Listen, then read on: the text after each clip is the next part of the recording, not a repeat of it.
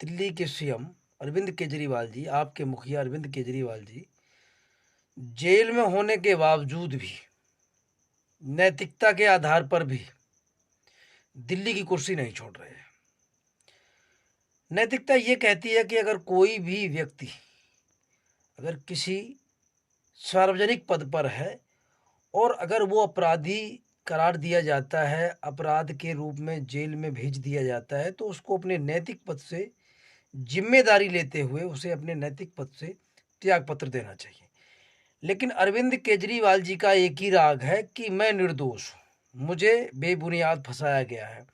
मेरे जितने मंत्री हैं वो बेबुनियाद फंसाए गए हैं, मेरे जितने नेता हैं वो बेबुनियाद फंसाए गए हैं। लेकिन मैं पूछना चाहता हूँ कि बेबुनियाद फंसाए गए हैं तो ये सारी कार्रवाइयाँ कोर्ट में साबित होंगी कि आप निर्दोष हैं, आपके नेता निर्दोष हैं या नहीं है। लेकिन आप अपने मुंह से कैसे कह रहे हैं कि मैं निर्दोष हूँ? हर कोई, जितने भी मुजरिम होते हैं वो सभी कहते हैं कि मैं निर्दोष हूँ, लेकिन ये निर्दोष कोर्ट साबित करती है। दिल्ली के सीएम अरविंद केजरीवाल जिस नैतिकता की दुहाई देकर के दिल्ली की कुर्सी तक पहुंचे हैं, उसी नैतिकता के आधार पर उन्हें इस्तीफा दे देना चाहिए। जब एक मुख्यमंत्री को ईडी या जितने भी सार्वजनिक कंपनियां हैं, सार्वजनिक संस्थाएं हैं, अगर वो आपको दोषी करार देती हैं, आपको गिरफ्तार करते हैं, तो आपको नैतिक जिम्मेदारी बनती है कि आपको अपने पद से इस्तीफा दे देना चाहिए। अब जितनी सत्ता से जुड़ी हुई पार्टियां हैं वो अरविंद केजरीवाल का विरोध कर रही हैं, अरविंद केजरीवाल से इस्तीफा मांग रही हैं। और जो पार्टियां विपक्षी गठबंधन में है वो अरविंद केजरीवाल के नाम से ही कतरा रही हैं। चाहे कांग्रेस हो, समाजवादी पार्टी हो, तृणमूल कांग्रेस हो, जितनी भी पार्टियां हैं विपक्षी गठबंधन में वो अरविंद केजरीवाल के नाम से भाग रही हैं। जबकि अगर ये पार्टियों का गठबंधन केजरीवाल की आप से ना हुआ होता तो यही लोग लुंगी डांस कर रहे होते और केजरीवाल या किसी अन्य व्यक्ति से, जो भी व्यक्ति नैतिक पद की जिम्मेदारी लिए होता, तो उससे यही लोग इस्तीफा मांग रहे होते।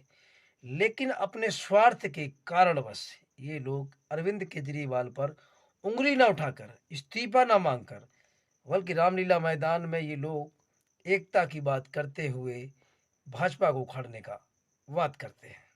खैर, नैतिकता की दुहाई देना तो किसी भी राजनेता या किसी भी पार्टी के मुंह से अच्छा नहीं लगता है कि हिंदुस्तान में जितनी पार्टियां हैं वो नैतिकता की दुहाई तो देती हैं, लेकिन अपने नैतिक जिम्मेदारियों का निर्वहन नहीं करती। क्योंकि लखीमपुर में एक दुर्घटना हुई थी जिसमें कि अजय मिश्रा टेनी के लड़के ने लोगों के ऊपर अचानक गाड़ी चढ़ा दी थी, जिसमें कई किसानों की डेथ हो गई थी, लेकिन उन्होंने इस्तीफा नहीं दिया था। तो अरविंद केजरीवाल इस्तीफा क्यों दें? ये जिम्मेदारी है कि किसी से इस्तीफा मांगने से पहले आपको अपने गिरेबान में झांकना चाहिए। लेकिन फिर भी एक प्रशासनिक अधिकारी एक्स और लोकपाल बिल पर सत्ता हासिल करने वाला व्यक्ति, लोगों को फ्री की रेवड़ी बांटने वाला व्यक्ति, सत्ता के सिंहासन तक पहुंचने वाला व्यक्ति इस तरीके की नैतिक जिम्मेदारी से अगर दूर भागता है तो कहीं ना कहीं कुछ दाल में काला है। ये मैं नहीं कह रहा हूँ, यहाँ की जनतंत्र और जनतंत्र की भावना कहती है। अगर आप सही है, आप निर्दोष हैं, तो कोर्ट में साबित करो और कोर्ट से बरी होने के बाद आप मुख्यमंत्री बन सकते हैं। लेकिन अरविंद केजरीवाल को डर सता रहा है। अभी डर किस बात का है ये तो आने वाला वक्त बताएगा, या फिर केजरीवाल जी जानते हैं कि क्या हो सकता है। फिलहाल विपक्षी गठबंधन, कांग्रेस का गठबंधन, इंडी गठबंधन, जो भी गठबंधन है, उसे सत्ता प्राप्त करनी ही नहीं है। उसे सिर्फ बीजेपी को सत्ता से दूर रखने की साजिश नजर आती है। कांग्रेस और कांग्रेस के जितने भी सहयोगी दल हैं, उनको सत्ता प्राप्त करने से कोई मतलब नहीं है। उनका एक ही ध्येय है कि किसी तरीके से एन केन प्राकरणेन भारतीय जनता पार्टी को सत्ता से दूर रखना। ये मुमकिन भी होता दिख नहीं रहा है, क्योंकि लोग बीजेपी के साथ हैं और बीजेपी बीजेपी लोग चिल्ला रहे हैं। यही लोग विधानसभा के चुनाव में एक दूसरे को फूटी आग नहीं सुहाते हैं। उत्तर प्रदेश जैसे बड़े राज्य में भीम आर्मी चंद्रशेखर आजाद को एक सीट न देने वाले अखिलेश यादव ममता बनर्जी को एक सीट फ्री में गिफ्ट कर देते हैं, तो तात्पर्य ये है कि अखिलेश यादव चाहते ही नहीं है कि गठबंधन मजबूत हो, क्योंकि ममता बनर्जी का उत्तर प्रदेश में कोई वजूद नहीं है और अखिलेश यादव का वेस्ट बंगाल में कोई वजूद नहीं है।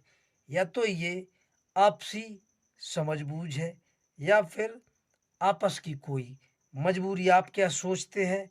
ये मैं सोचता नहीं हूँ, लोगों की भावनाएं हैं। फिलहाल उत्तर प्रदेश में एक तीसरे मोर्चे का गठन हो चुका है। अभी तक एनडीए, इंडिया, पीडीए और अब पीडीएम। पीडीए तो इंडिया गठबंधन का ही हिस्सा है, लेकिन थर्ड फ्रंट यानी कि तीसरा मोर्चा पीडीएम, पिछड़ा दलित मुसलमान, जी आप सही सुन रहे हो, इंडिया गठबंधन के एक सहयोगी अपना दल कमेरावादी की लीडर पल्लवी पटेल ने असदुद्दीन ओवैसी के साथ मिलके पिछड़ा दलित मुसलमान का एक गठबंधन बनाया है, जिसे हम तीसरा मोर्चा भी कह सकते हैं। ये क्यों बना है? ये बनने की क्या मजबूरी है? एक अच्छी खासी पकड़ रखने वाले लीडर को अब सीट न दे के ममता बनर्जी को सीट दे रहे हो, मेरा इशारा है समाजवादी पार्टी की ओर, तो गठबंधन तो टूटेगा ही। मैं ये सारा निचोड़ जनतंत्र यानी कि लोगों की राय मशवरा से लेके आया हूँ। आप क्या सोचते हैं? कमेंट सेक्शन में लिखिए। वीडियो को शेयर कीजिए, वीडियो को लाइक कीजिए, कमेंट्स कीजिए और लोधी एक्टिविस्ट चैनल को ज़्यादा से ज़्यादा सब्सक्राइब करें। मैं श्याम सिंह लोधी राजपूत आपको यूं ही और भी अन्य भी खबरों से रूबरू कराता रहूँगा। मिलते हैं फिर एक नए वीडियो के साथ, तब तक के लिए जय हिंद, जय भारत।